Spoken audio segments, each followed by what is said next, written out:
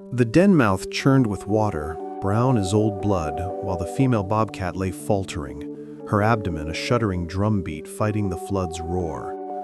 Lightning fractured the ridge, carving white scars across the sky. The male stood on the ledge, fur spiked with rain, every muscle strung like wire between rage and fear. Rangers moved below the rock face with stealth shaped by years, hearts riding the same storm. In the cramped dark, a kit's paw hummed wrong, a quiet dilemma becoming a countdown. The wind smelled of wet iron and juniper.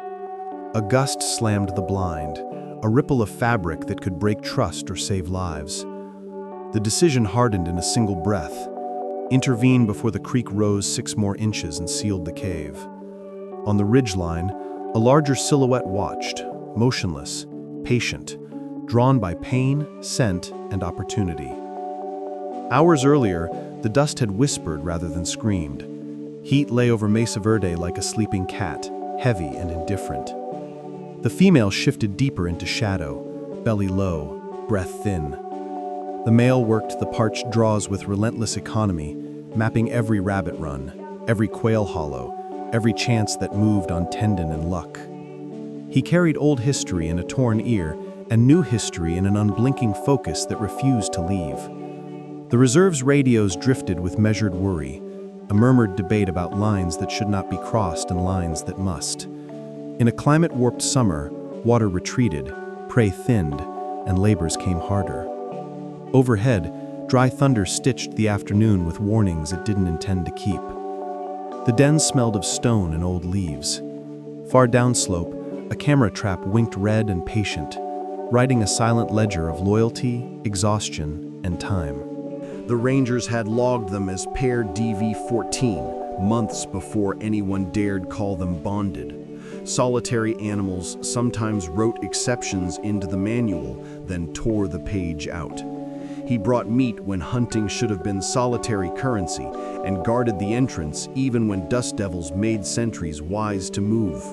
The female's gait slowed, grew awkward with carrying. Researchers whispered hypotheses like prayers and cautions like verdicts. Heat pushed the grass from green to blade-thin gold, and the creek lost its voice to pebbles. Yet the male's ritual never shifted. He fed, waited, scanned, and returned. Under juniper shade, the den's air held the faint ammonia tang of readiness. The first contractions arrived like hailstones you pretend are just rain.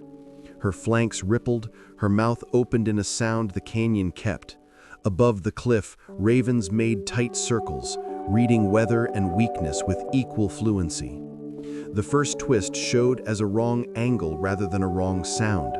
A slick, delicate paw presented backward, the joint stuttering against the world's narrowest door. The female bore down, hips grinding rock dust, claws splayed, pride swallowed by survival. Pain reshaped her breath into hot ropes. The male paced, tail low, eyes hitting every shadow twice, then 3 times. He scented rain trapped inside clouds, still deciding whether to break. Below, human hands checked syringes they vowed not to use, gauze they prayed not to need, and plans that risked the story's ending. A tranquilizer dart gleamed like an argument. The lead ranger weighed mortality tables against a heartbeat she had measured over 20 seasons. A camera feed jittered from the gust. The blind flapped, then stilled. Between lightning beats, the ridge showed a cougar's head cresting rock, gold eyes bright as ignited resin. The storm arrived like regret, late, loud, and indisputable. Temperature plunged. The smell of sage turned electric. Raindrops became rains, snapping the canyon into obedience. The creek reawakened, at first with impatient laughter, then with ugly intent. Mud began its quiet conspiracy at the den's lip. The female's contractions shortened, strength escaping as if the rain were siphoning it. The male moved to the outcrop again and again, torn between guarding and gathering. He chose gathering first, vanished into sheets of water, and became an absence the ranger team feared to widen. The cougar slipped closer, wind flattening whiskers, reading frenzy for advantage. A raven scolded and switched perches. In the blind, heartbeat and rainfall confused their counts. Hands steadied gear, minds rehearsed approach. The lead ranger pictured the canal, the angle, the pressure, the small rotation that might turn catastrophe back toward breath. Long before the storm, an older winter had written a scar into the male's ear. A trapper's rust had tried to reach his skull and failed. The notch healed into a signature. He learned midwinter routes that kept paws from steel and learned summer routes that kept meat in the den. That history moved beneath his skin now as he hunted in hard rain, mapping the scent funnels animals made when fear forced speed. He cornered a wood rat under collapsed shale, a strike windered clean despite water and noise. A different scent wove through the storm, human soap, nylon, metal, and the ghost of antiseptic. He held the rat until it hung, limp and possible, and returned toward lightning. Above, the cougar waited on patience like a banked fire. Predators understand triage. Lightning makes physicians of them all, quick to treat weakness with terminal certainty.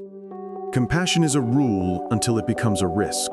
The team had trained their hearts to hold distance the way hands hold rope, tight, disciplined, refusing slack.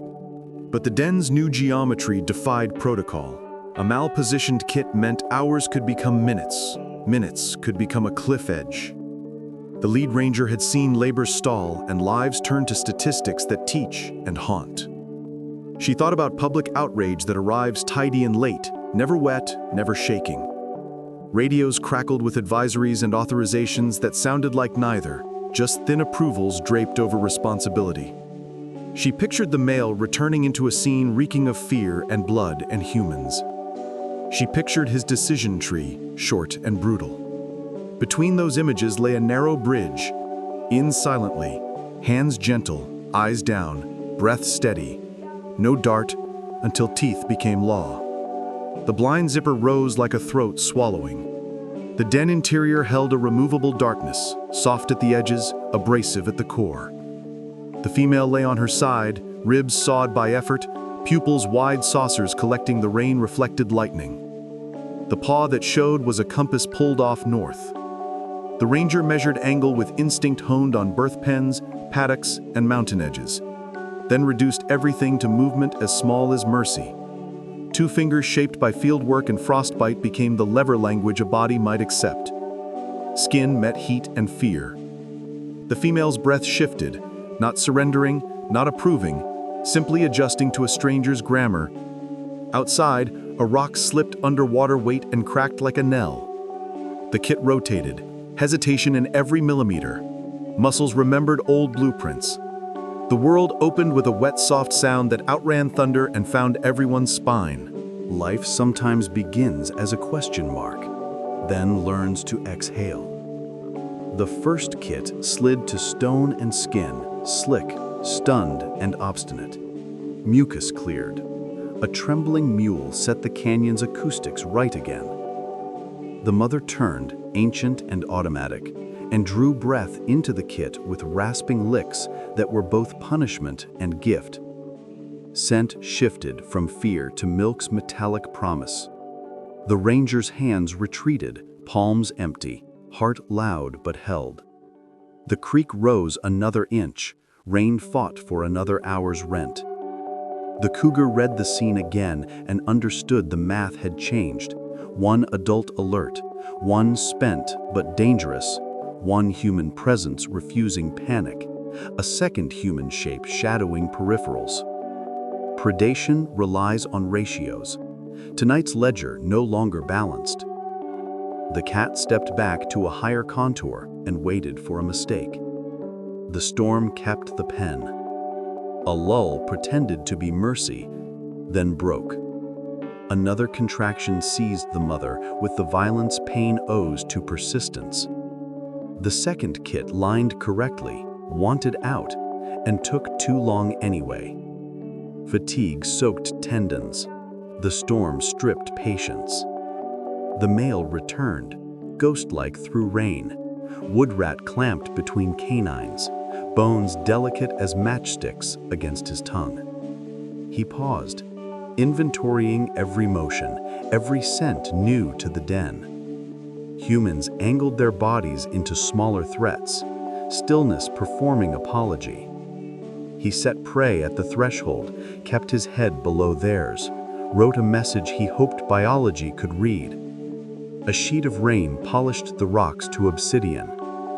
The second kit arrived, wetter, louder, quick to claim heat. The third contraction waited in a dark hallway somewhere behind the mother's eyes, gathering, then advancing with stubborn, tidal authority that excused nothing and forgave less. The third kit was built for argument. It twisted refusal into position until the mother's body ran out of grammar. Hands hovered, then did the smallest thing again, the practiced, unheroic motion that adds leverage to life. Outside, the flood braided itself into new channels, weaving stones and sticks into momentary architecture. The cougar left. Predators do not gift reprieves, they adjust investments. A raven dropped to drink from an eddy and leapt back at the taste of grit. Time narrowed into a corridor that smelled of blood, lanolin, wet hair, and river. The kit released as if offered a deal. Breath returned as mathematics rather than miracle. The mother curled around 3 warm commas and turned them into sentences of sleep. The male touched her face with grooming that carried history's index: injury, hunger, drought, survival, then faced outward. Weather still wanted payment. After the flood's tantrum, the canyon counted damages the way bookkeepers count thin margins. Gravel restacked itself into unfamiliar syllables. The den lip dried in ragged patches. The rangers retreated in a practiced silence that understood the ledger of trust is always written under witness. The male watched without moving, letting the humans bleed out of the scene like color from old cloth. When the last zipper sound faded, he shifted an inch, repositioned his vigilance, and resumed a job that had never been an instinct in textbooks, only in the marrow of this particular animal. Far downslope, a sign warned campers about flash floods they never imagined would find them. On a ridge, a camera caught the male's vertical pupils in a bolt of sunlight, and the frame looked like a cathedral caught believing. The storm's last mutter faded into late evening's cooling breath. In the morning's clean light, the reserve seemed reborn and unfinished. The rangers set a perimeter of absence, a technique they trusted more than any barrier. Human activity thinned to nothing within a radius drawn by caution tape only they could see. The male hunted with the precision of a metronome. He returned not with trophies, but with calories translated into tiny bones and fur. The mother's milk thickened. The kit's fur clumped into ridiculous spikes until tongues made order. Eyes stayed shut, then cracked, then widened into wet blue mirrors that knew nothing of storms and knew everything of warmth. The male took scraps after the mother ate, a choice someone would later call altruism and someone else would call efficiency. Words always wanted ownership. The animals continued without caring. Each day added weight. Each evening returned that weight to risk. Non-linearity found its echo in the reserve's history. Years ago, a wildfire chewed a swath through pinyon and juniper, leaving charred bones of trunks, black sculptures against red stone. That burn scar held the best new grass this season, tender shoots bright as young ideas. Rabbits massed there, and the male mapped its edges as if reading old ash for new answers. The rangers remembered the fire line's heat on their faces and how smoke turns noon into a war-dulled dusk. Survival ties years together with knots of weather and chance. The male's notch had once bled on snow. The female had once stolen a quail from a coyote too surprised to fight. These histories collided with the future's fragile mouths. Under cliffs etched by rain, the reserve learned the habit of watching without grabbing, guarding without owning, risking intervention without claiming rescue. News travels fastest when it promises wonder. Word of the bonded pair ghosted through inboxes, grant proposals, and late-night calls. A biologist with a reputation for skepticism poured coffee into belief. A donor scrawled a check because devotion makes better headlines than drought. A filmmaker requested access and received a polite refusal shaped like a boundary line. The lead rangers submitted a report that made administrators reach for caveats and sign anyway. In the world beyond canyons, thumbnails, titles, and algorithms demanded crescendos. In the canyon itself, crescendos belonged to lightning and breath. The male ignored celebrity with the perfect calm of a creature that has never met the concept.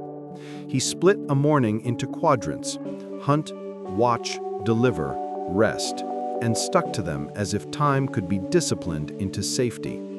The kits turned from commas into exclamation points with whiskers. Not all threats roar. A drone slipped in one dawn like a dragonfly with bad manners, buzzing curiosity braided to vanity. The sound frayed the mother's nerves and tugged the male's attention skyward.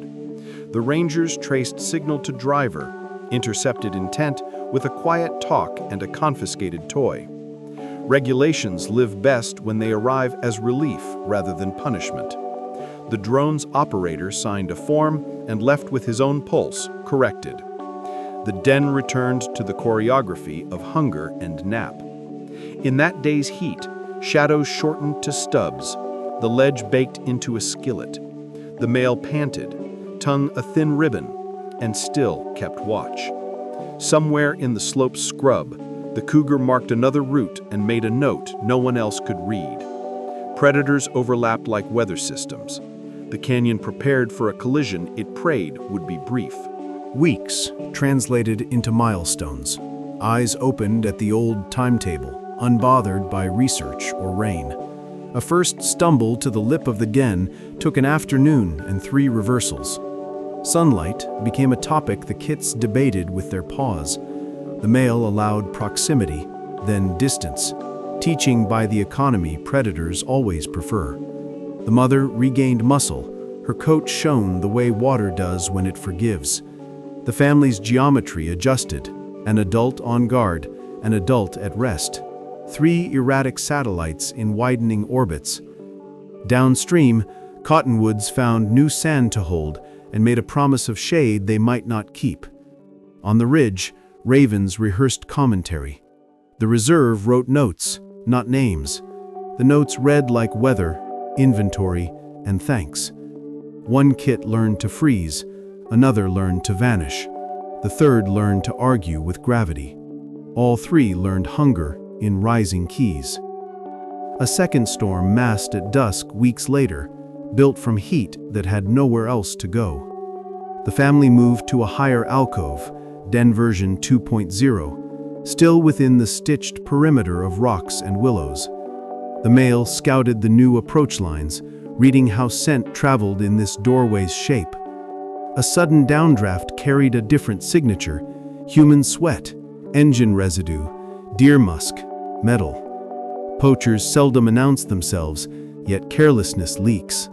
The lead ranger tightened patrol loops, radioed a warning that wore no panic, and parked across a road access that existed only in old maps and stubbornness. Lightning practiced on the horizon. The cougar's territory line slid closer like fog. In storms, boundaries blur, and trespass becomes a kind of physics. The den's new roof held. The creek rehearsed, but did not flood. Night smelled like wet earth, and faint, resisted danger. At 3 months, teeth found work beyond play. The male staged mock hunts with punishment disguised as lesson, allowing failure, then gifting a small success to keep the system from collapsing into frustration. The mother watched, intervened only when chaos risked injury, and groomed skepticism into whoever crowed too loudly. The ridge carried fresh scat from the cougar, pungent as an insult. The rangers flagged it, logged it, and accepted the overlapping claim as part of the story's architecture. Cameras caught a blur one dawn, a lean shadow testing wind and distance. The male flared to full size without moving forward, a threat that said inconvenience more than violence. Often, that's enough. The cougar drifted along a contour line and wrote disappointment in a language no one else could hear. The kits returned to pouncing dust pus and mapping the world's first yard. Intervention never truly ends, it just changes shape. The rangers cut human traffic in the backcountry by making the front country more interesting. School groups learned to read scat like weather and track prints like gossip. A wooden display explained how maternal exhaustion can become a cascade, and how sometimes a hand prevents a flood from becoming a statistic. The lead ranger's email filled with gratitude and anger in equal measure. Thanks for saving, accusations for interfering.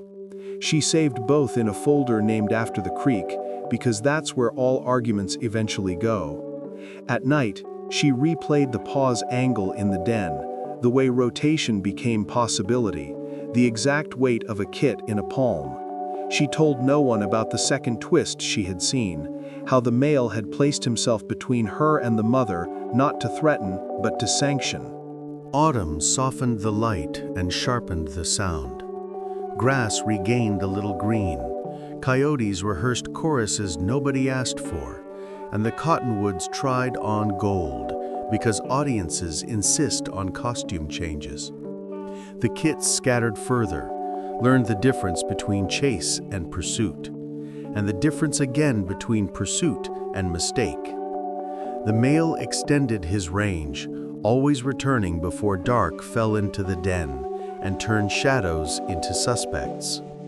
The mother rested in longer stretches, strength rebanked, eyes bright with experience. The cougar's prints grew older, smudged by breeze and time, still present like an unsent letter. A biologist secured grant money to study paternal provisioning as more than anomaly.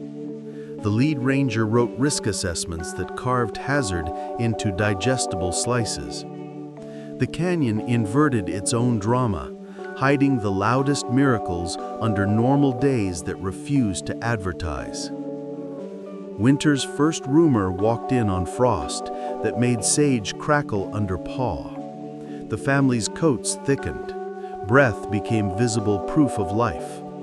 The male shifted his hunt to midday warmth, conserving calories like a miser counting coin. The kits practiced in snow dust that kept their missteps honest. A hawk raided once, fast as arithmetic. The male countered with a sprint that turned an equation into an error. Balance returned, fragile and entire. The rangers checked water sources, broke thin ice near springs, and left the rest to hunger's ancient syllabus. At night, stars multiplied to the edge of comprehension. In that cold clarity, the den felt smaller, warmer, more necessary than law. Nearby, the burn scar stood like a chapel stripped of stained glass, open to whatever vows winter wanted to hear. The future waited, not patient, simply inevitable. Years spiraled rather than march. The bonded pair raised another litter the following season, proof that exceptions can become patterns when weather, luck, and devotion conspire. The second birthing carried no twist beyond timing. The male refined his guard into ritual that resembled faith. The mother's body remembered negotiations and required fewer signatures. The rangers watched with distance that felt like pride and relief braided together. The cougar moved on. A younger cat traced new maps and softer tread. Camera traps built a library of moments that looked to outsiders like miracles, and to the canyon like Tuesday.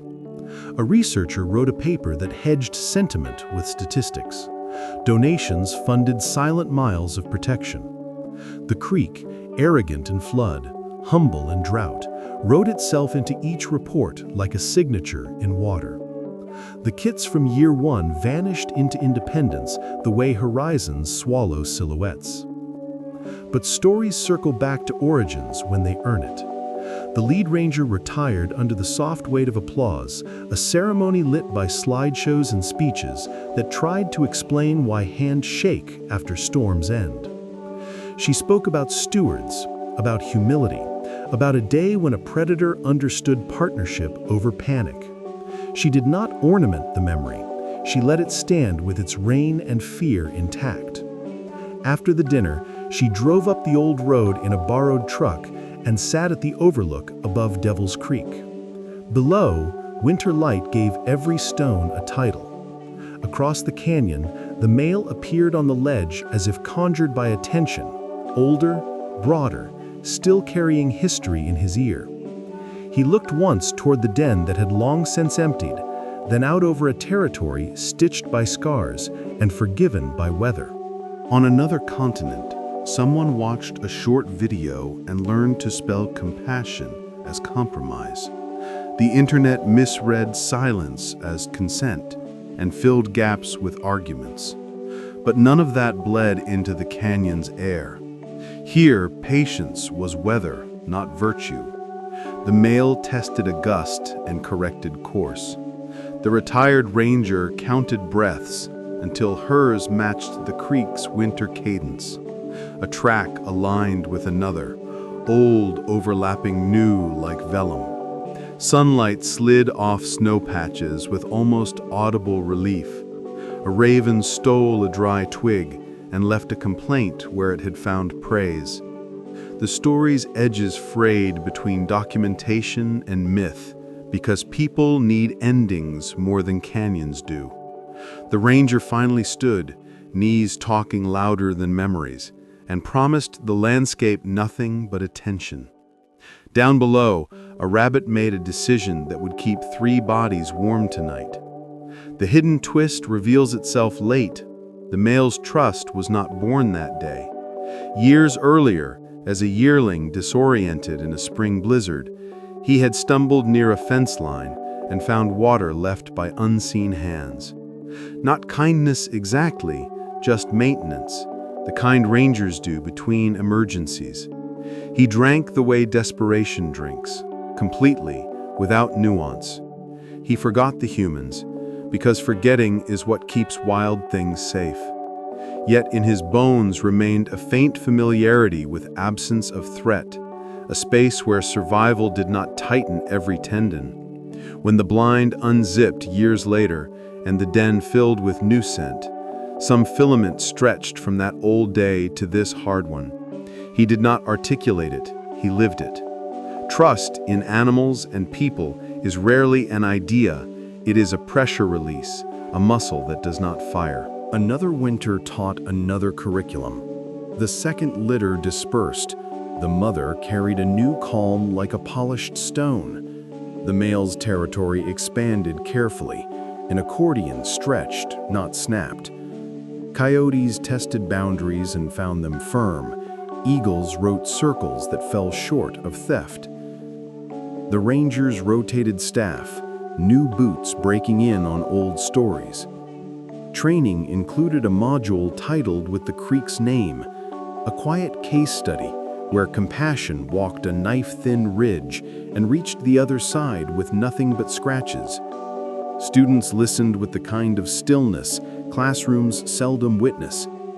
Outside, wind rehearsed its old lines down the canyon, and frost outlined leaves with jeweler's attention.